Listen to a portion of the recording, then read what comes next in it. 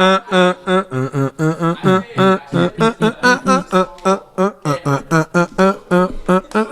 ready to do this? Da, da, da, da, da, da, ah, da, da, da, da, da, da. All right, you guys ready for real? Yeah. Focus, Sorry, bruh. Sorry, y'all. Creative people. 3,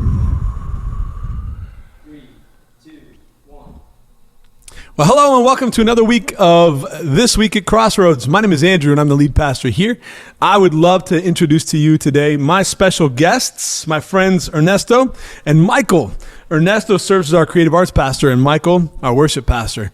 Today we're going to finish out a series we've been doing called Traction, Gaining Spiritual Momentum, where we've been looking at different spiritual gifts in order for us to grow not only in stature, but also in practice, how we grow in knowledge and implementation as we grow as followers of Jesus. And today we're going to tackle the topic of worship. And I want to start off by asking this question. You guys ready?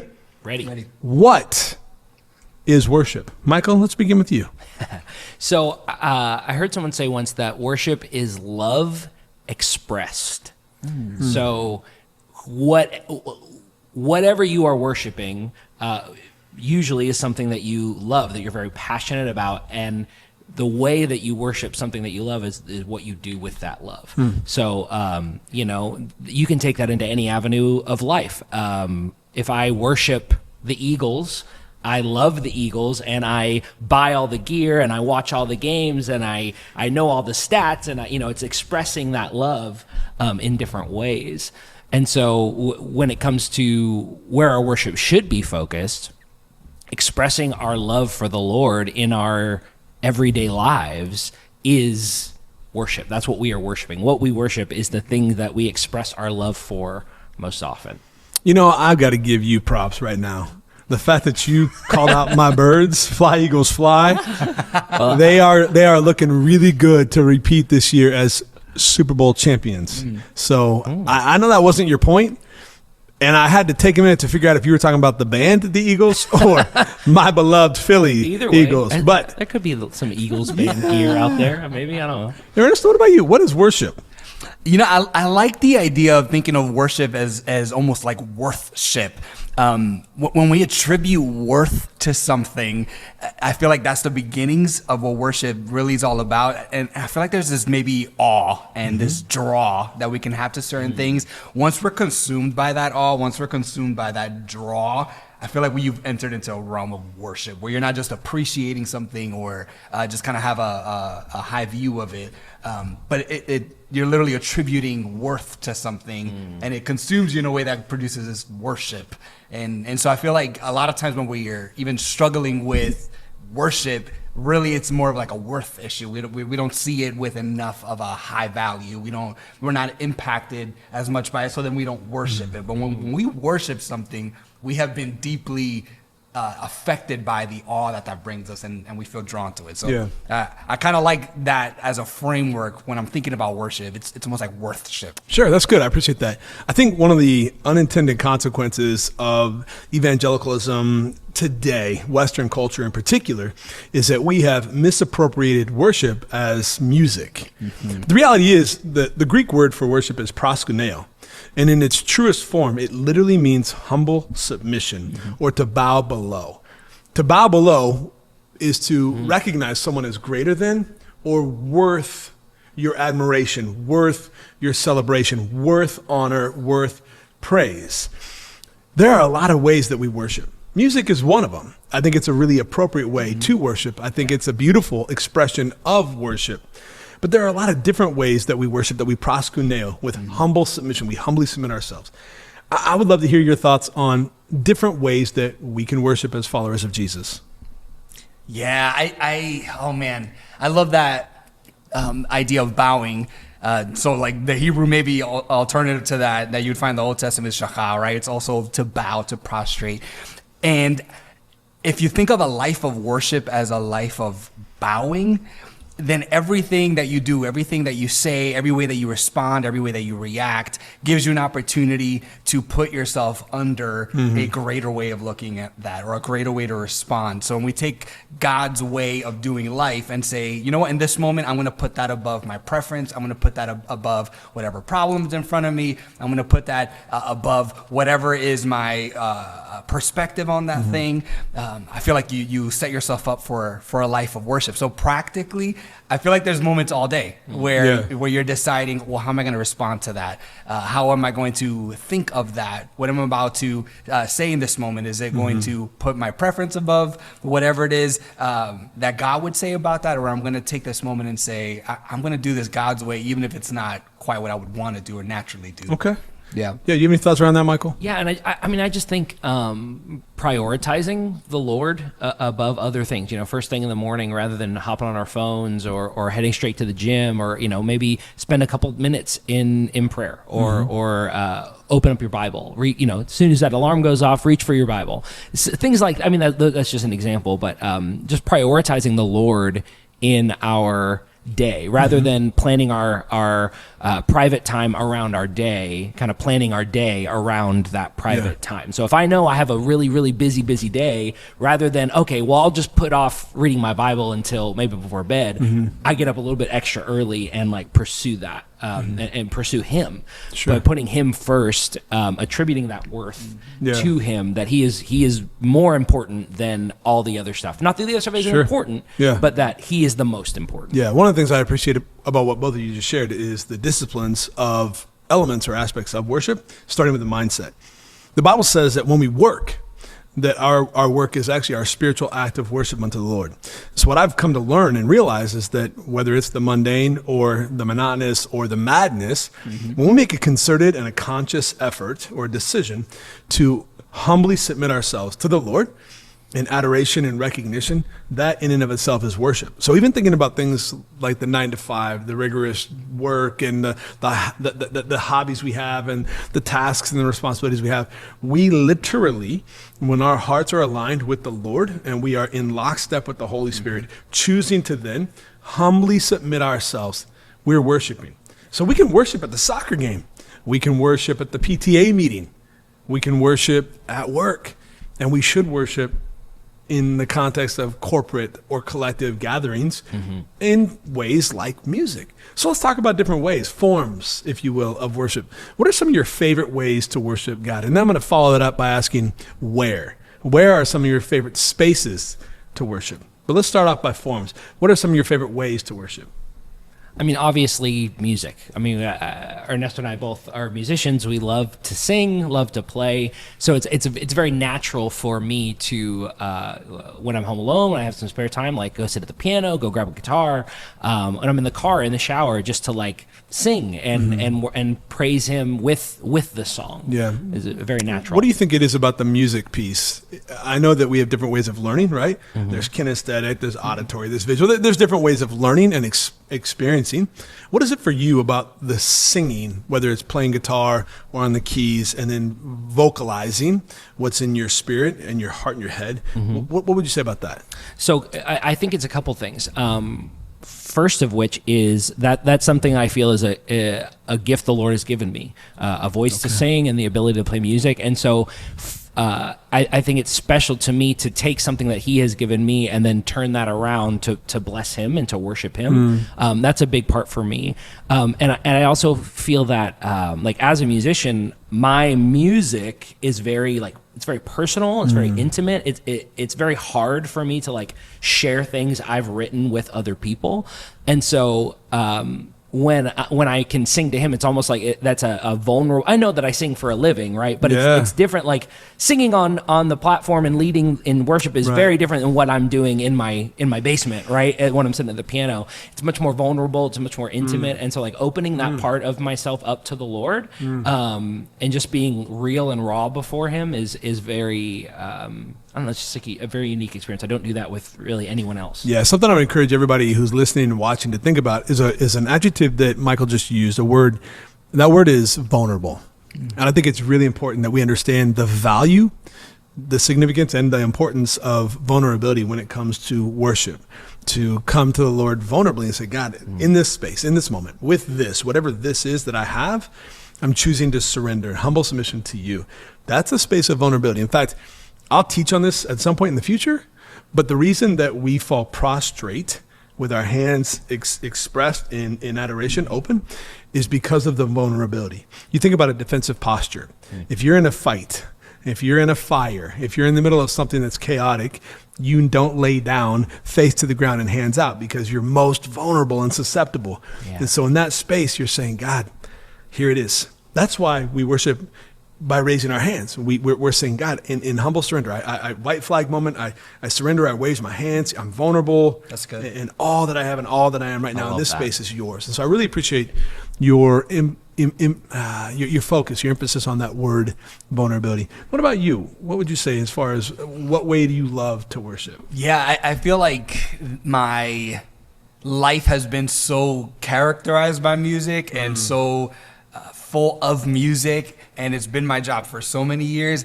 I actually really like connecting with the Lord in non-musical ways also.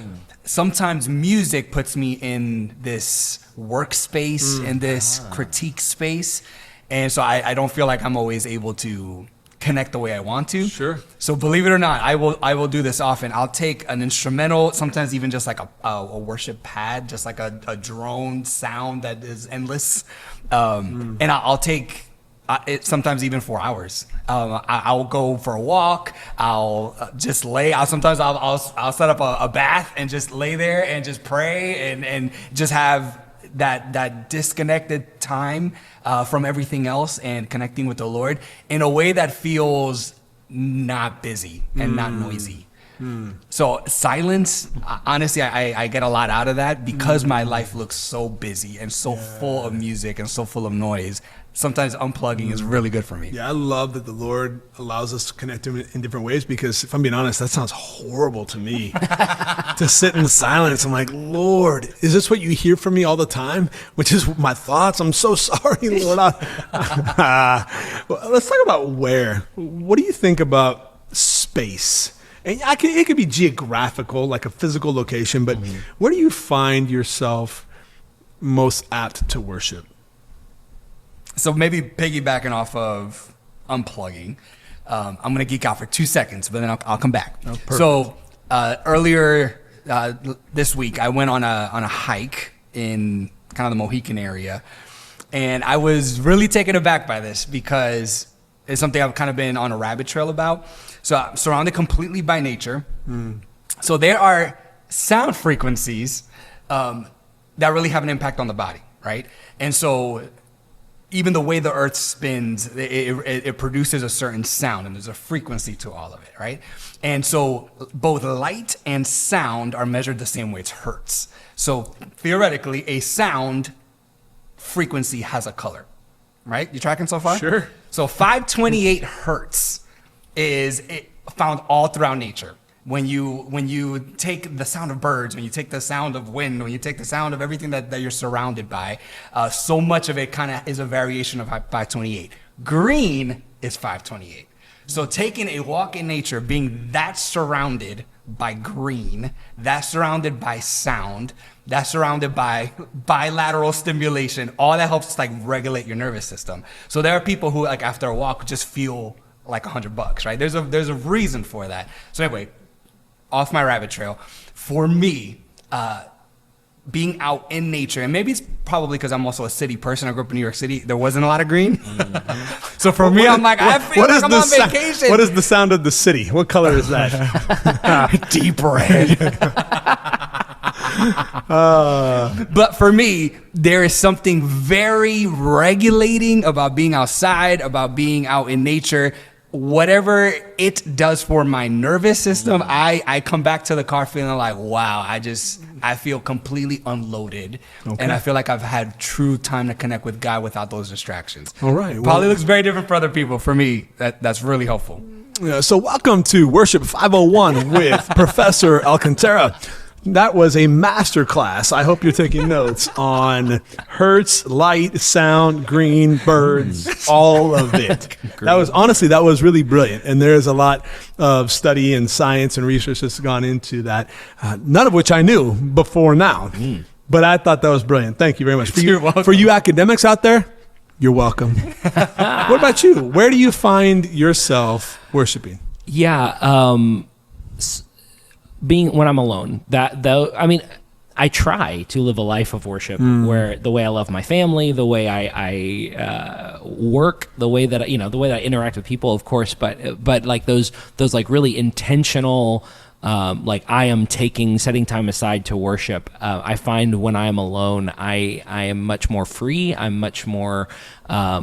I don't have to be worried about other things, other people, other responsibilities. Like in those alone times is when I find it very, very easy to just focus on him. And again, like that vulnerability. I feel like I can be vulnerable with him, where I wouldn't act the same way when I'm by myself with the Lord than I would with you. Well, not in a two-faced kind of way, but like I will say things and talk to the Lord in a way that I don't talk to other people.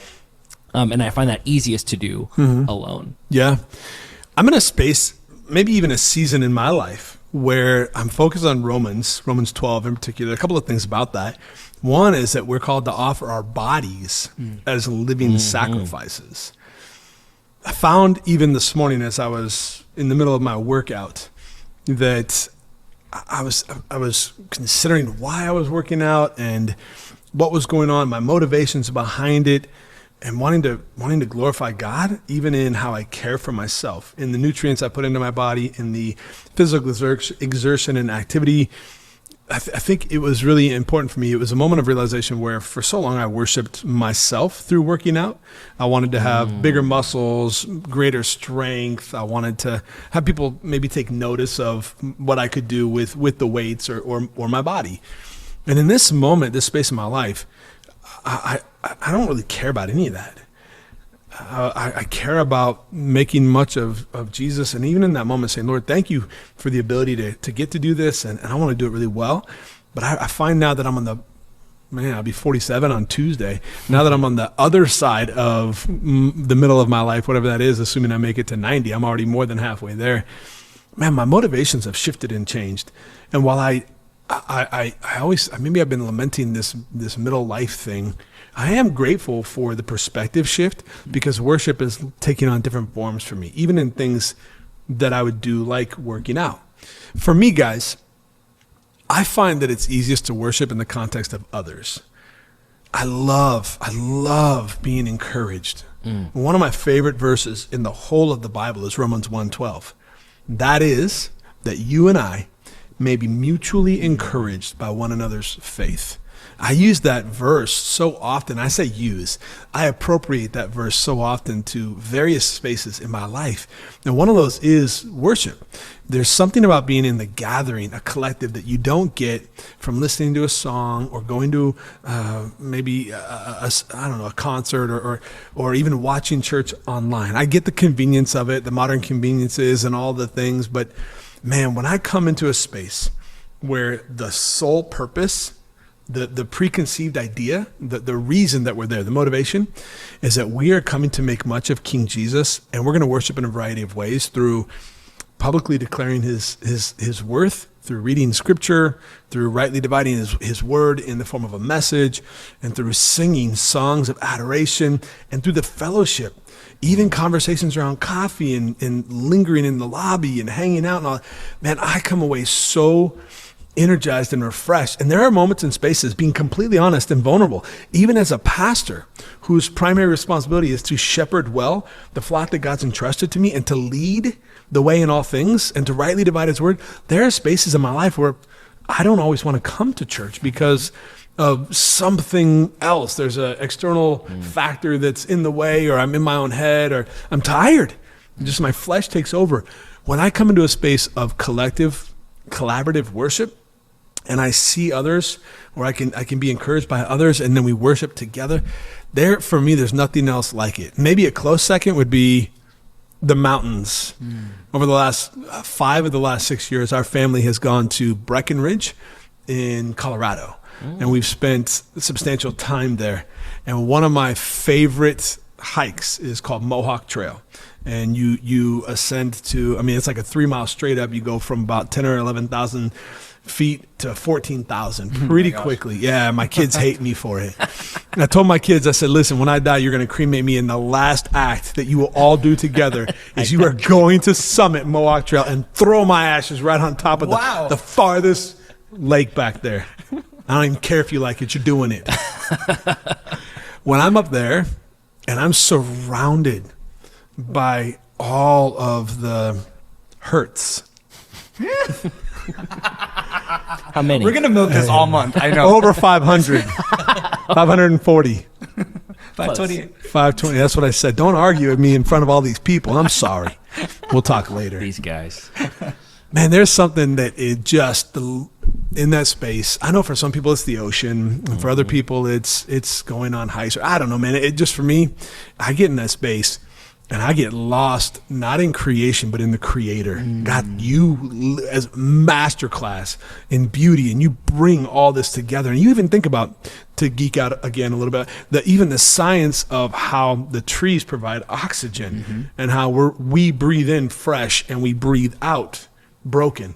It's incredible to me. It's easy. I find myself really easily caught up in worship in spaces like that. Let me ask you guys this question. Why? Why worship? Is it necessary for salvation? Does it make us better? Why do we worship? So I think going back to something you've both referenced is just the worth of God. He is the only thing worth our worship. We all worship. We are designed as humans to worship. We are all going to worship something. Most of the time, especially in modern day, it's self. It's my own desires, my own preferences, my own whatever. We put those things first, and we worship those things. So we're all worshiping. We might as well worship the one who's really worth it, and the only one who has earned it, but also just in who he is. Yeah. And so we are called to worship because that's what we were created to do. When we worship other things, we are taking a God-given desire and perverting it into something that it was never meant to be. That's right? Great point. And so we Adam and Eve were placed in the garden to walk with God hand in hand, to walk in the cool of the day with him. And it isn't until the serpent comes in and starts planting seeds of insecurity and doubt within Eve, and then she takes the fruit, she gives it to Adam, he hops on board, and now all of a sudden they're worshiping their own desires, their own desire to be like God, right? Satan plants that insecurity, saying you're not quite like him. Oh, well, then I need to be better. And so then the focus gets put off of obeying God onto me being equal with God. Sure. Yeah. And then they start, they walk down that path. And so even from the beginning, our worship is twisted and moved. And so we are called to, through the power of the Holy Spirit, refocus that worship and put it back onto the one who really matters, and who is worthy of our worship. Sure. Yeah, I love that. I feel like the way that the enemy and the way the world works against us in redirecting that worship is almost to like put the all on something else. I think, yes, we are called to worship, and I think somebody can hear that and think like that's your job description as a Christian, and whether or not you like your job, it's the thing you're supposed to do, as opposed to thinking of it as, yes, you're called to worship, and that is where you're going to find your greatest sense of joy and fulfillment and purpose. Even if you watch anything that anybody is in awe of and is gathered for, it could be a sports game, it could be a concert, it could be a convention of something you love, whatever space, man, the pure sheer joy you see on people's faces, and you see it and you think like, that's the human experience. That's the thing we're all living for in some sense, whether that's a relationship, having a baby, buying something that you were really working hard for a long time. And I mean, people will be moved to tears. I feel like that gives us a clue to something we're created to experience on a regular basis. What Satan does, though, is try to get you to be in awe of something else, or even in awe of yourself. Yeah. Right? Wow, look what I can do. Look what I can achieve. Look what I can gain for myself. And then you start either worshiping yourself or something else. But man, when you properly submit that, like you were saying that, and make Jesus the object of your worship, you find all of a sudden, oh my gosh, I was born for this. This is the thing I was meant to experience, that supernatural joy. Yeah. You said something that I don't want to skip over. I don't want us to miss. It's really important. You said, oh my gosh, we were born for this. That's that's a very literal statement. We are created in God's image. God by nature is to be worshiped and creates us to worship. We are worshipers. We are therefore born to worship. And every one of us is going to worship. Not every one of us is going to worship God, to your point. But every one of us is going to worship someone or something. Anything that is not appropriately attributed to God, let's be honest, it's idolatry. Yeah, it's exactly what it is. So a lot of us who are really good at worshiping are worshiping idols. We worship our kids. We worship our calendars. We worship our money. We worship our things. We worship our experiences. We worship ourselves. We worship other idols in the music industry and movie industry and the sports industry, and on and on and on and on. Every one of us will worship. Every one of us will proskuneo, humble ourselves and bow down. And we sacrifice. That's a part of worship from the onset. Absolutely. In the Old Testament, there are multiple sacrifices. There are Old Testament sacrifices that have to do with different times of year and different experiences and different expressions, and they require an act of sacrifice in the form of an animal or a burnt offering or grain offering or, there's so many different ways. And in the New Testament, Jesus came as the ultimate sacrifice. And so the way that we sacrifice looks different because he is our ultimate sacrifice. But every one of us is sacrificing. So when we worship, I think about, man, I'm going to get super vulnerable. And I'm not trying to speak disparagingly of anybody. I am the chief offender of what I'm about to suggest. Idolater. Cast down your ego. We have an opening for a worship pastor. If you know someone who's interested and able, you did say that about my beloved birds, though. So the fact that, all right, we're starting over. Right. I'm going to give you, Right. but now you're not ahead or behind. You're just flush. Oh, it can only go up from here. We just moved here 4 months ago. And we moved from Nebraska, and our youngest daughter, all of our kids are athletic in some form. Our youngest daughter plays soccer. We had her on a travel team. There was a competitive team, and we paid a certain amount of dollars. Actually, we didn't have to pay because Caden, my son, and I were the coaches. But on the by and large, the fee to play was, we'll just say, $100. Easy math. And the truth is, I don't know. My wife pays all the bills. We moved here. I'm not coaching, and Brianna is still playing soccer, and she's on a travel team, and we got the first kind of bill of how much it costs to play soccer here. And can I tell you that it is exponentially more than Nebraska? Even if I weren't coaching and we had to pay the whole thing, it is exponentially more. And I didn't even bat an eye. I told my wife, well, this is something we have to, what does it matter? She's going to play. And then, so we pay to play, and then we go to all of her practices 2 days a week. And then we go to all of her games. And even looking at tonight, we have 3 kids in 3 different activities all at the same time. We have one playing soccer at this field. We've got one playing volleyball at this school. And we've got one with soccer practice at this place. And Stacy and I are coordinating our lives around our kids' schedules. I think about the effort that we put into that. And if I'm not careful, being completely vulnerable, I can make that worship. Yeah. Because I'm sacrificing to it. I have conceded. I've cleared my calendar. I'm bowing down to those things. I'm setting aside other things to go and be a part of my kids' schedules. Now listen, I have a son who played soccer at the highest level. I was athletic all my life. I think I still am, maybe a little. And I've got kids who are, I am not suggesting that children's or youth sports is a bad thing or a wrong thing. I just think that if we're not careful, we don't even think about how much we worship the things in this world. Like, it just doesn't even occur to us. But then when it comes to giving God our best, it feels so heavy and so weighty. Oh, Lord, you want me to give financially to the church? And then we'll even debate, we'll even argue. Well, the tithe is an Old Testament principle. The New Testament doesn't say anything about giving. It doesn't say anything about the tithe. You're right. Jesus, when he does talk about giving in the New Testament, is always everything. Yeah. We don't want to get that. Nah, it's just the weeds, semantics. Let's not get it. Sell all Hyperbole, you ridiculous. That woman who gave 2 mites, it's everything she had, more than everybody. Anyway, side note, not talking about finances today. But the point I'm trying to make is we feel like, it almost feels like it's a heavy burden to worship God. And the truth is, it's a gift. And if we would allow him to, it can capture every space and every moment in our lives. And in the same way, I don't even think about giving, well, we got to do it. It's just a part of who we are. My kid's going to play soccer.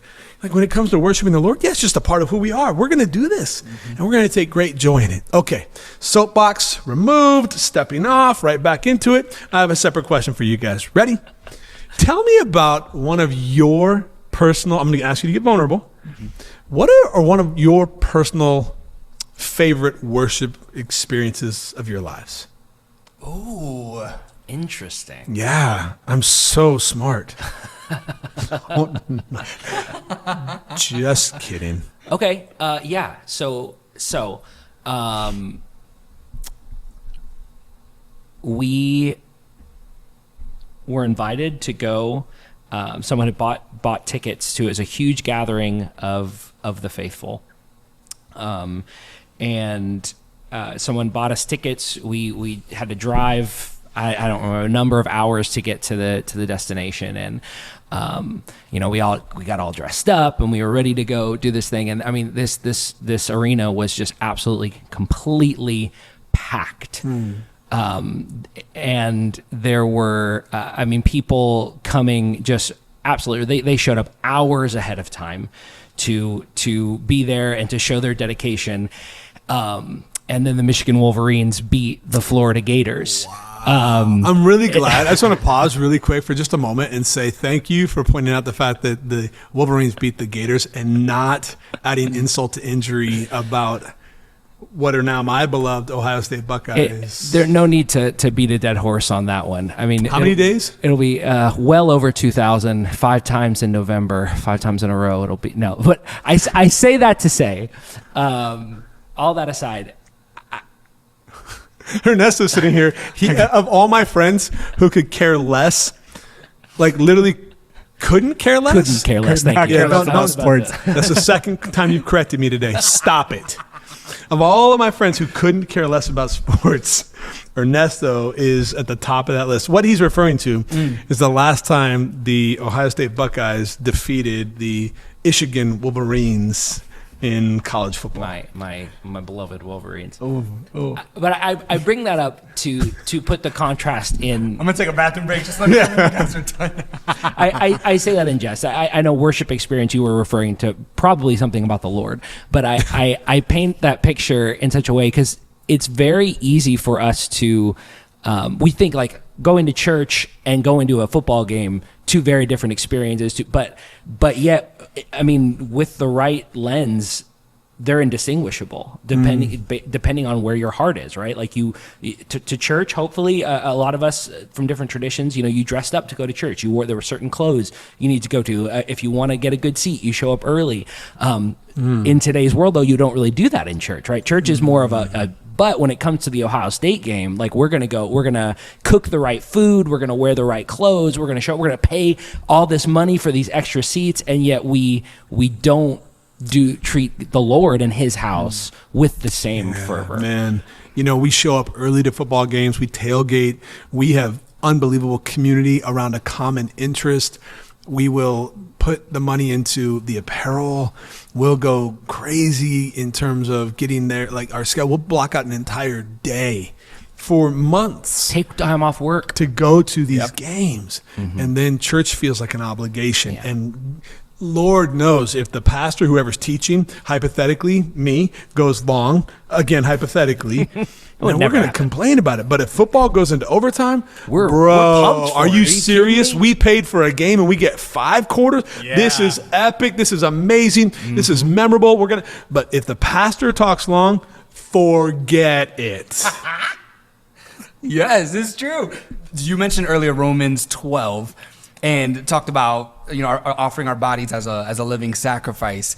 Man, when I think of the sacrifice that people would bring to the tabernacle in Old Testament times, this would be their first and their best. Yeah, for sure. Right? So like it wouldn't just be, hey, grab whatever animal, whatever's convenient for you. This is at the height of this animal's potential of what it can become. It's unblemished, and it's the first thing you'll do, right? And so when you think of your life that way, and you think of all the portions of your life, all the firsts that you have all throughout your day, your first thoughts that you'll have in the morning, the first ways you'll use your words, the first thing you'll do when you sit down for work, the first thing you'll do when you'll be in your car, the first thing you do before you go to sleep. All these moments, if we add a little bit of sacrifice to them and say, okay, what's my best in that? And can I offer that to the Lord? Man, that's really living as a living sacrifice. Now that animal would die, you stay alive, right? So it's a living sacrifice. But you stay alive to continue to give that thing over and over and over. Exactly. Yes. Yeah. Yeah. Yeah. So tell us about one of your favorite worship experiences. So I remember this moment in college, and we were singing, it was like a spontaneous moment, but we were singing a hymn. It might have been How Great Thou Art. Hopefully I'm remembering that right. But the school I went to it's a Christian and Missionary Alliance school, and it had people from so many different countries. And a lot of those countries, people sing hymns in their own language. And so spontaneously, the campus pastor said, you know what, let's continue to sing this song. But if you know this in your native tongue, go ahead and just sing it out. When I tell you all the musicians stopped playing because they were crying, the whole room was full of the same melody, but all different words. Wow. I'm singing it in Spanish. The worship team, even at the time, there was a Korean guy, there was a girl from Switzerland, and we're all singing it in our native tongue. There was a Haitian girl, so she's singing it in Creole, and everybody is singing it at the same time. I have that snapshot in my mind as this is probably the closest on earth that I'm ever going to get to a heavenly experience. What a beautiful of moment. worship. Yeah, so he went to Nyack College in Nyack, New York. And that, if you've never been there, you want to talk about a melting pot of cultures and humanity converging in one space. I would imagine that was, well, you just said it, maybe second to none, unlike anything else. That's really cool. After that moment was done, there was what I would describe like a holy hush. People didn't know what to do at the moment. We literally just stopped playing after that. Yeah. It just was quiet. Yeah. And everybody was just in awe. Yeah, okay. I'm going to share one with you guys. It's going to be really, maybe out of pocket. But if you pinned me down and said, you have to answer this question, what is the space where you felt most connected to God in worship? August 19th. Which will be this year is an anniversary, so it'll be 2008. I woke up like a normal day to go to work, but I had vertigo, extreme vertigo. And if you're not familiar with vertigo, it's where something is off either in your inner ear or your equilibrium's off, and the whole room spins. It's like the worst roller coaster ride of your life that never stops. I had vertigo for 9 hours. And all the byproducts that come with a really bad roller coaster ride. Horrible. That night, my wife took me to the emergency room, and they diagnosed me with having an inner ear infection. Right, so I had surgery as a kid on my ears a few times. I had ear tubes 3 times, and then had to have a couple of other surgeries on my ears. And so they saw a lot of scar tissue and assumed that's what it was. Fast forward 2 days later, I'm not getting any better. Things are a mess. And some of the things happened in that space and time where my wife ended up taking me back to the emergency room with our 2 little kids and got them checked out for, I think my son had an ear infection of all things. While we were there, they just wanted to run a battery of tests to figure out what was going on. So now really saving a lot of the details. The doctor comes in after a CAT scan of my brain and other imaging and says, hey, listen, we found a spot on your brain. And you have to get to the hospital right now. We can either take you by ambulance or your wife can take you, but you've got to go now. And I'll never forget, my son, Caden, was sitting on my lap. He was 5 years old at the time. He was sitting on my lap as the doctor gave me this news. And my mom had come to the hospital and took my daughter and my son and Stacy and I. She was 3 months pregnant with our daughter, Ryan, who's now 16. We just broke down in the car. We had two hospitals we could go to, Oregon Health Science University or Emmanuel. Emmanuel's the big teaching hospital up there. So we ended up in Portland, Oregon, downtown Portland, and we're in Emmanuel, and they're running me back to run a whole lot more tests on me. I'm in the ICU, intensive care unit. I ended up in the hospital for 6 days. Turns out they were doing exploratory imaging. I had an MRI, MRA, transesophageal echocardiogram, CAT scan, all kinds of stuff, barium tests, and they were trying to figure out what was going on. Initially, they thought I might have had a tumor, and they were getting ready to actually cut me open from the back of my head forward to do exploratory surgery because of where it was on my lower left side of my head.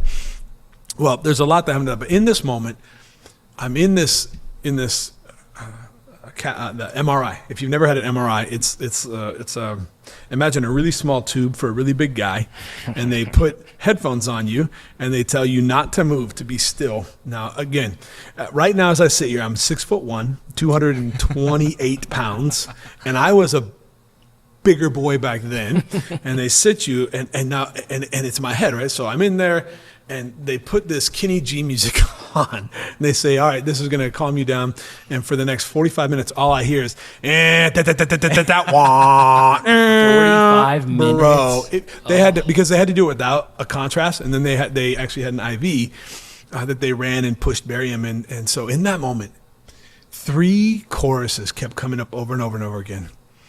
One was, I love you, Lord, and I lift my voice. The other one was, oh, Lord, you're beautiful. Your face is on. And then the third one was, Holy Spirit, thou art welcome in this place. When I tell you that my wife and I were convinced that I had something life-altering, and we had my daughter Autumn, my son Caden, and my daughter Taylin, and my wife was pregnant with our 4th. And in my flesh, struggling with the humanity and the realization that my life as I knew it could be very different and maybe even over. In that space where I chose to worship the Lord in humble submission, in that space where, Lord, I can do nothing in all my strength and all my experience and all my education and all my accolades and anything and everything that I've ever done up until this point, I can do nothing to alter my outcome right now. And so I give it all to you.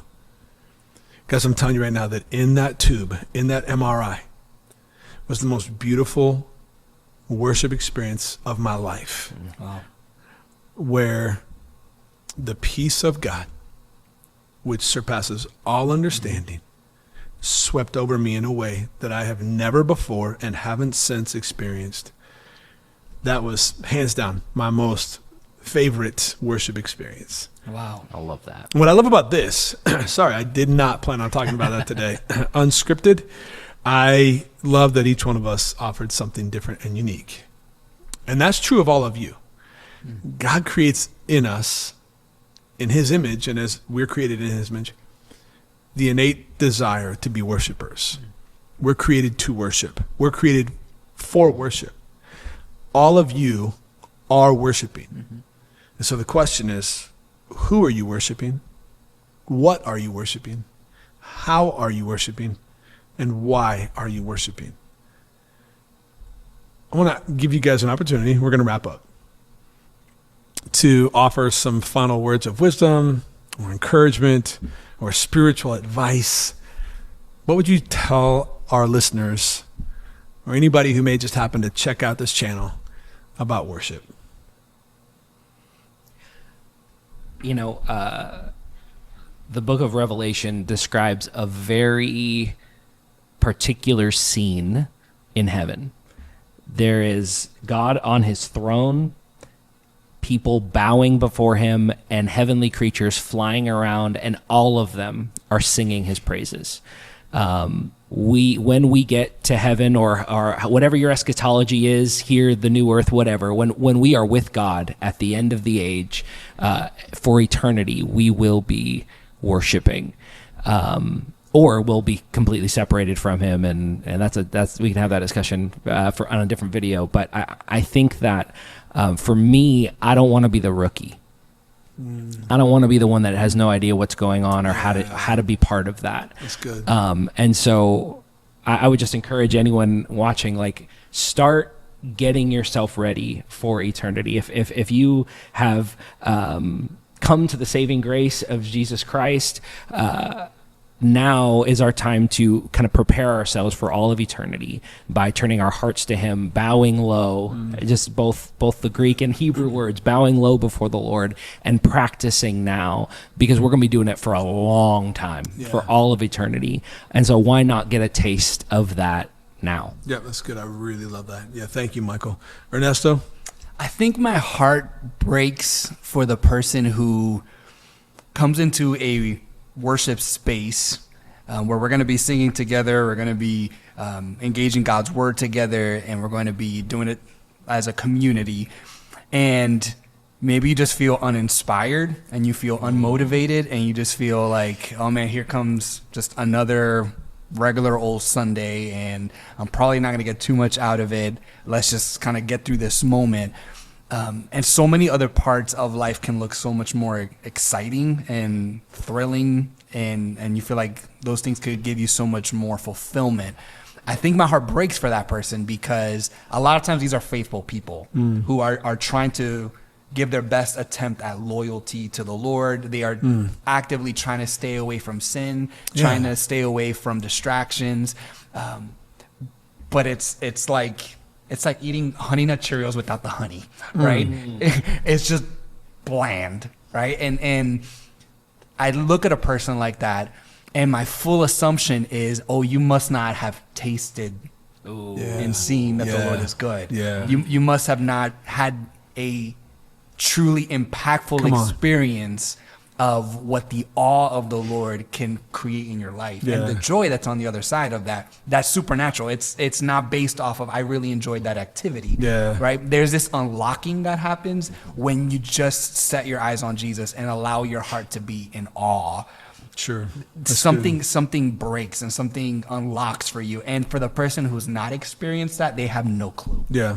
Can I just hop onto that real quick? I know we're trying to wrap up, but I think there's a lot of traditions, specifically in the church, where we almost treat emotion as evil, as part of our flesh, that we need to leave out of our worship experiences. Like I worship God with my mind and with reason, but God tells us to love him with all of our minds, but heart and soul and strength, everything within us. And our emotions are a gift from the Lord. That's right. And so when we come together in that worship setting, like, yes, music can be used to, what's the word? Mess with our emotions, right? And you can write music that's supposed to make people feel sad or happy, but the reason that even can do that is because, I mean, God created music. We didn't create music. It's a gift from him, and we can engage in God with our emotions. And I think true worship, specifically in those worship settings, is when we allow we keep the truth of the gospel and the knowledge of who God is, and then we allow our emotions to help us live and walk in that, that we can get that freedom, we or that fullness of what it is. But anyway. And there is inherent danger of leaning too heavily into one camp over the other. Absolutely. Intellectualism versus emotionalism, they both are dangerous when taken out of context. And they're actually exactly. They're meant to converge, and what a beautiful picture. I appreciate that. I just realized, you guys, kind of anticlimactic. I'm sorry, I didn't actually tell you what was wrong with me. I had a stroke. Oh, yeah. Whoa. Yeah, I had a stroke. Like, I had a full blown. It was called an ischemic. It was in my lower left cerebellum. It was a stroke. I had a blood clot that was caused by an ingrown toenail that was treated with a sulfa antibiotic. I'm telling you, I don't want them to wonder, like, okay, hold on. Why was he in the hospital 6 days? What was going on? Why did he end up in the ICU? They had all these tests. What did they figure out? Is he brain dead? That would make sense. wow. I had a stroke. That would make sense. Yeah, like I had a stroke. So to recap, emotions and intellectualism. And Jesus, and I had a We'll stroke. give you a stroke from an ingrown toenail. I had an ingrown toenail from years of wrestling and just not proper manicuring my toenails. And they Wow. put me on a Always sulfa get those antibiotic, manicures. and I was in the sun. I had an allergic reaction, horrible. They gave me 6 different medications to counteract that sulfa antibiotic reaction, and those medications caused my veins to spasm, which created a coagulation of blood, which then threw a blood clot, which went to the back of the left side of my brain, and I had a stroke. But look at me now. Hey, I'm great. You know what I think you should do? I think you should take your big toe and tattoo on it, "But God." But do you say Buckeye? But God. Oh, but God. Yeah. I thought, you don't even like football, man. What's happening right now? But God. How epic would that be? That's Every time great. you look at your toe and you remember your stroke, you're going to think, "But God." Yeah, but God. Absolutely. Buckeye. Yeah, there's a whole nother element of God and the miraculous that I could get into about the subsequent byproducts of that stroke and what God did in that moment, what he's done since that moment in those spaces. This isn't the space for that. We will have time for that. But final question, and we're done, okay? Bonus material. You're going to keep watching, and this is going to be really important. They only get one song to add to their Spotify or Apple playlist this week that is a worship song. What are you listening to, and what do you encourage them to listen to? And it can't be some ethereal pad for 4 hours lying in a bathtub outside in the sun and the grass. Sure. I'm positive. Give me one song. It could be new, old, I don't care. Give me a song. I'll go first. Oh, man, I put myself on the spot. There's so many. Oh, man. I would just say the one that I keep coming back to is "Worthy of It All." It's an older song, but it just talks about that intentional day and night, night and day. Let incense rise, and He is worthy of it all. That'd be one. Check it out, "Worthy of It All." What about you guys? I would say "Gratitude," Brandon Lake. I think so often, especially in the world we live in, and there's so many things we're managing, there's so many things we walk in. I think it's so easy to live in the side of complaining and grumbling, which all that exalts your grief over God, right? Yeah. And I think if you can come into moments and be stubborn about gratitude and be stubborn about exalting God in the midst of your circumstances, even when you're going through hard things, then you're gonna live in a space where you're ready to see God's provision, which is daily. There's daily bread every day, right? I think gratitude is the maybe the most missed on ramp that we have, and so I don't know. That song reminds me of that, and I would say that's a good one. Time in your time. All right. Before you answer, I got one more. You better not. You took my first one, so you better not take my second. My bad. Who You Are by We Are Messengers. Shout out to We Are Messengers, my all-time favorite group, band, however you want to call them. Love them. Accent's phenomenal. It is a good accent. Dude, he's just amazing. Super great guy. Love We Are Messengers.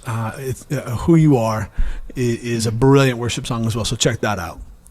So I think for me, one that I always come back to because of it's been a song in moments in my life that have just been very special and worshipful. A number of artists have covered it. You can find a million different covers, but "Goodness of God." It's one most of us probably already have on our Do you have a favorite playlist. version? Like CC. my wife's. Oh, you have to say that. She's my favorite worship leader. Okay. She's not bad. She's But fantastic. pretty legit. She's all right. She should record. She's Really- great taste in men. Do you want to hear something really funny? Speaking of really good taste in men, I'm at a concert this last week. I was invited to open up for Riley Feliz. Clemens and Jordan Feliz. It was such a cool moment to get to be with those guys and get to pray and really kind of set the tone for the night. I had several people from Crossroads come up. I'd never met some of them before, being new here. And one of them came up and said, "Your wife did such a good job. She's such a beautiful singer." And I said, "Thank you. I think so too." And she said, "Man, the way she led worship on Sunday was just amazing." I said, "Well, my wife's actually not on the worship team here." She looked, she said, "Well, yes, she is. She's got the dark hair and she was wearing that dress and she played piano on Sunday in the worship." I said, "Oh, that's Michael's wife. That's lyric." So I don't know what that has to do with anything, but your wife's a very talented worship leader. Thank you. I think so too. But yeah, I love that song because it not only is like truthful, and it's a beautiful song, beautifully written, but also it's like it's declaring the goodness of God, even when we don't believe that all my life God has been faithful. Just there's power in like declaring those things and like singing it until we believe it. And I don't think you could ever go wrong with singing about how good and wonderful God is.